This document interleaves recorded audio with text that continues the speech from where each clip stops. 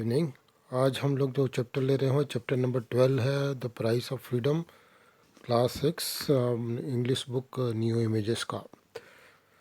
तो बेसिकली ये एक स्टोरी है जो अरेबियन नाइट्स की स्टोरीज होती है, उस तरह की एक जिन की स्टोरी है और बड़ी इंटरेस्टिंग है। लास्ट में बहुत क्लाइमेक्स भी होता है, तो थोड़ा केयरफुली आप इसको सुनिए एंड हम लाइन बाय लाइन इसको रीड करेंगे। Okay, the price of freedom.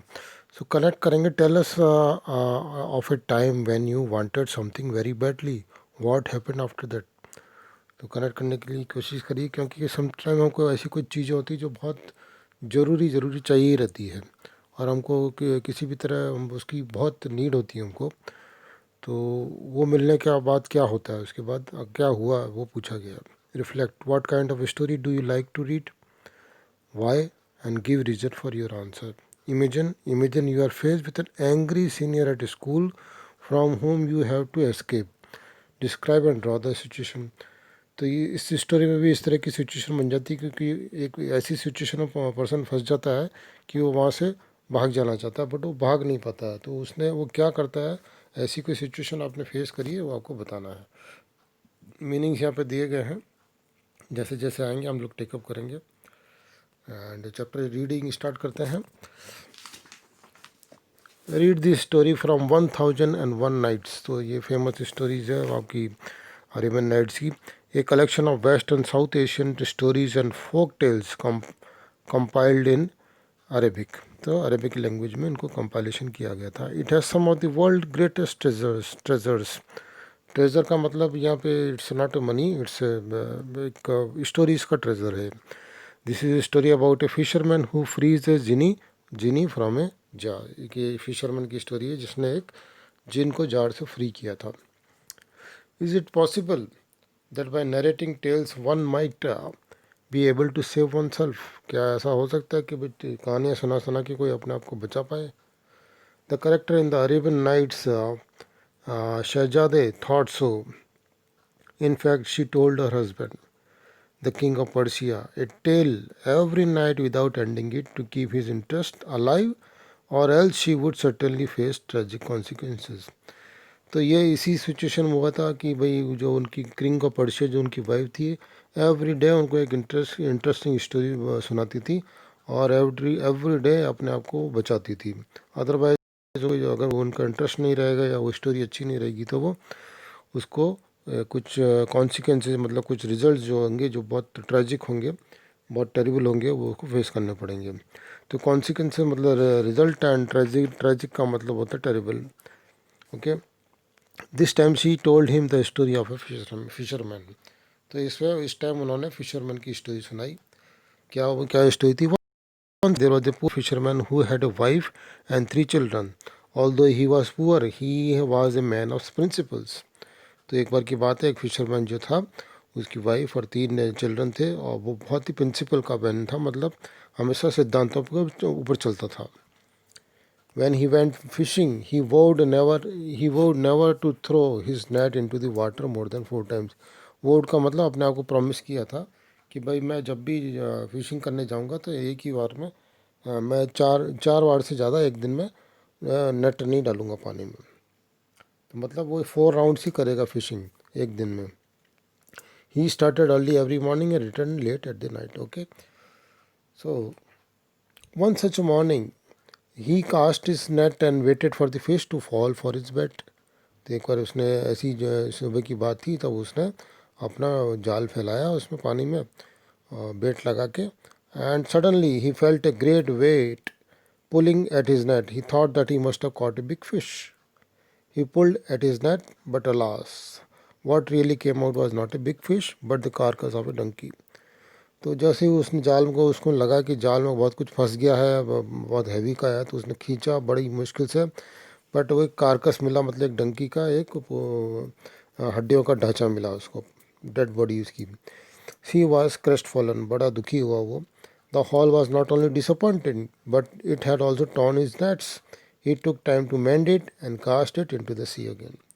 तो उसने जो नॉट ओनली वो थोड़ा डिसअपॉइंट हुआ, जो उसका नेट भी टूट गया, फिर उसने उसको फिर से सिला, वापस उसी में डाला.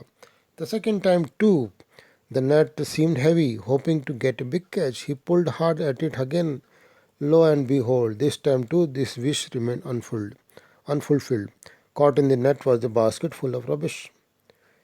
तो दूसरे बार भी ऐसा ही हुआ. दूसरी बार भी कुछ नहीं आया. उसको लगा कि कुछ हैवी आया है, बट खाली रबिश मतलब खाली कचरा आया था. Basket full of rubbish. He was not only unhappy but also extremely annoyed. Unhappy तो था ही, बहुत इरिटेटिंग भी हो गया था एकदम से वो सब चीज़ देख के कि उसके हाथ में कुछ भी नहीं आ रहा था. O fortune, he cried, do not taunt me, a poor fisherman who hardly support his family. वो अपने भाग्य को कोसने लगा. बोला मेरे मजाक मत उड़ाओ, मैं तो एक पुअर फिशरमैन ही हूँ. अब मैं अपनी फैमिली को कैसे सपोर्ट करूँगा अगर जाल में कुछ नहीं आएगा तो. He cast the net once again, and yet again he pulled him back. He brought it and up and great effort only to find the net full of shells, stones and mud. तीसरी बार भी ऐसा ही हुआ. खाली तीसरी बार भी उसके net में खाली शेल्स आए, स्टोन्स आए, मड ही आया. What would you or I anyone do in such circumstances? The fisherman did the same, said शहजादे to the king. कि आप क्या या मैं क्या करूँगा ऐसी सिचुएशन में. तो फिशरमैन ने भी ऐसा ही किया. क्या किया? He was left only with one more chance. He threw his net for the fourth and the last time. This time too it seemed heavy and he pulled it up with all his might. पूरी ताकत से उसने खींचा. Sadly, even this time there was no fish. Instead, there was a yellow jar which seemed full. But इस बार कोई fish नहीं मिली फिर भी, बट एक येलो जार मिला जो पूरा पूरा था, ऐसा पूरा भरा हुआ था. The mouth of the jar was well sealed with lead. एक लेड एक मेटल होता है, उससे पूरा सील किया हो गया था. The poor man consoled himself saying, अपने आप को सांत्वना दी और बोला, I will sell the jar with the money and with the money I get for it I shall buy a measure of wheat. मैं इस जार को बेच दूंगा और इससे जो पैसा आएगा मैं उससे वीट खरीद लूँगा, गेहूँ खरीद लूँगा. At least he had something now. Before taking out the jar to sell it, he examined it and shook it to see if it rattled. उसको सेल करने से पहले उसने उसको थोड़ा एग्जामिनेशन किया कैसा है, हिला डुला के देखा कि आवाज़ आती है, but he heard nothing. Since there was a seal on it, he thought whatever was inside the jar would definitely be of value. क्योंकि उसमें सील थी तो उसको ऐसा लगा कि जो भी होगा अंदर में बहुत वैल्यूबल होगा. ओके.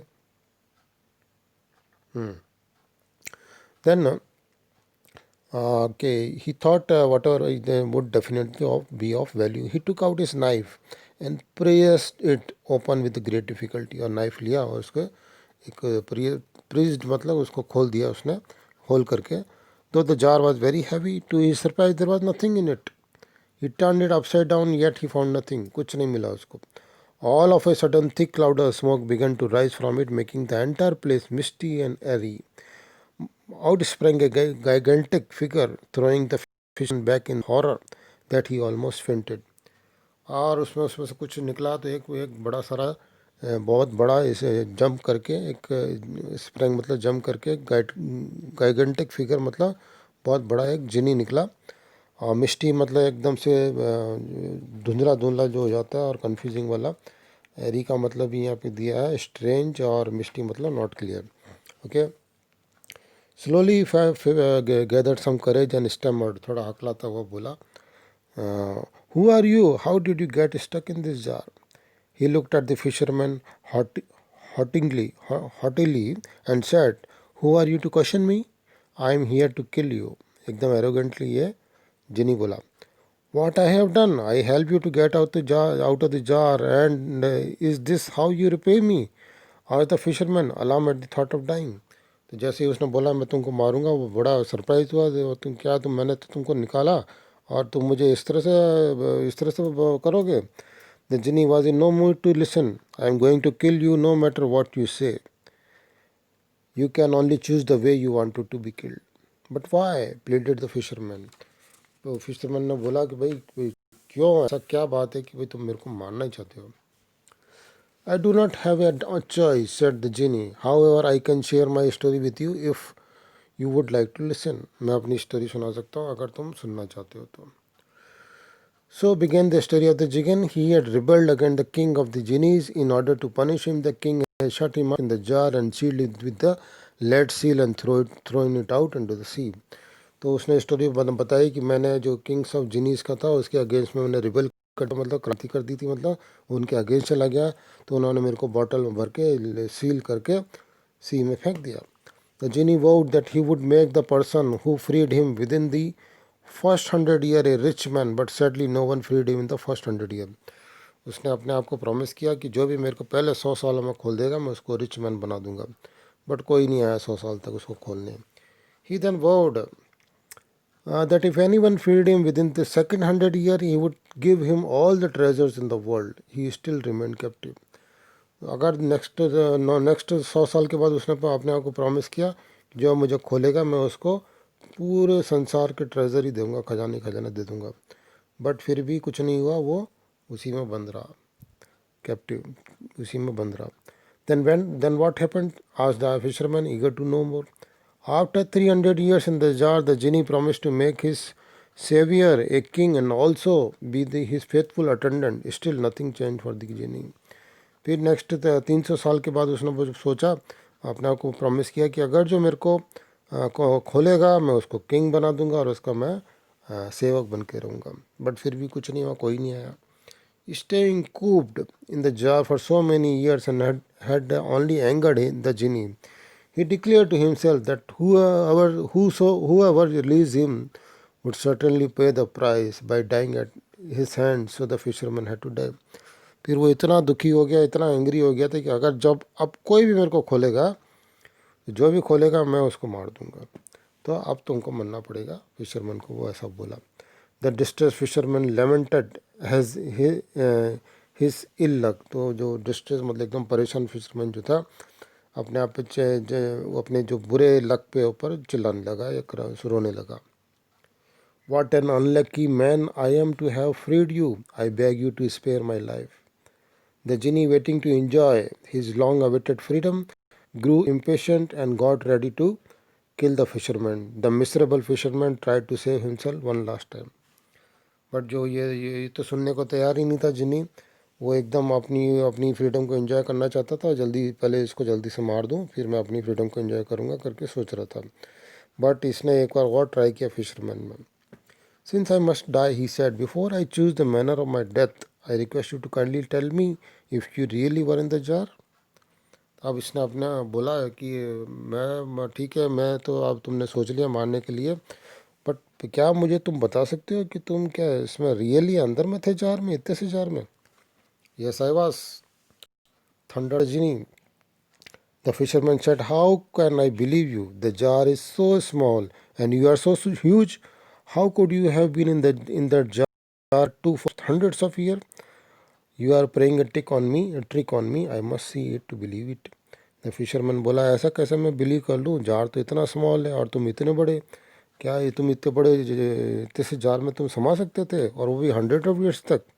तुम मेरे साथ चालाकी कर रहे हो, मुझे ये देखना ही पड़ेगा, मुझे अपने आप को बिलीव करने के लिए तो मेरे को देख करके बताओ. On hearing this the Jini became furious and turned into red hot smoke. He blew himself into the jar and shouted, well believing fisherman, well unbelieving fisherman, here I am in the jar, do you believe me now. ऐसा सुन के वो जिनी ने जो है एकदम आग बबूला होके अंदर जाके घुस गया और जाके अंदर बोला, आप तो बिलीव करोगे मेरे पर. Instead of answering the genie, the fisherman sealed the jar again. He said, you asked me to choose the manner in which I wish to die. Now it's your turn to listen to what I plan to do with you in the jar. तुमने मुझे मेरी wish पूछी थी कि मैं कैसा मरना चाहता हूँ, अब तुम्हारी बारी है मेरे को सुनने की कि मेरे पास तुम्हारे लिए क्या प्लान है. Shahzade was smart enough to stop her narration. और शहजादे ने वहाँ पे अपनी स्टोरी के जो है वो सुनाना बंद कर दी.